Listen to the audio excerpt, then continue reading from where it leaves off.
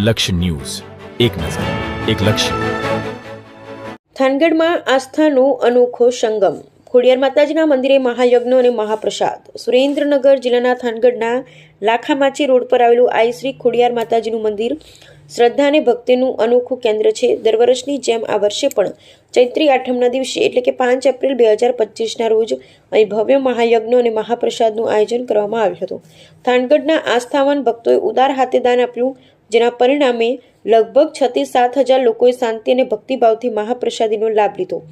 મંદિરના સેવાભાવી સ્વયં સેવકોએ ભોજનની વ્યવસ્થા એવી રીતે કરી હતી કે દરેક ભક્ત તૃપ્ત થઈ ઘરે પાછા ફર્યા.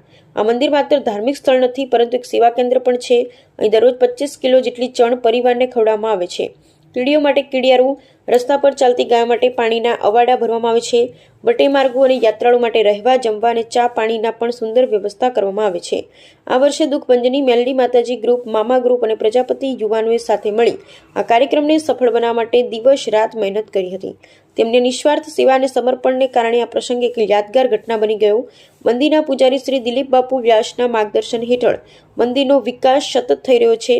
થાનગઢ અને આસપાસના ભાવિક ભક્તોને વિનંતી છે કે તેઓ એકવાર આ પવિત્ર સ્થળની મુલાકાત અવશ્ય લે અને માતાજીના આશીર્વાદ મેળવે. બ્યુરો રિપોર્ટ જયેશભાઈ મોરી. બોલો ખોડિયાર માત કી જય.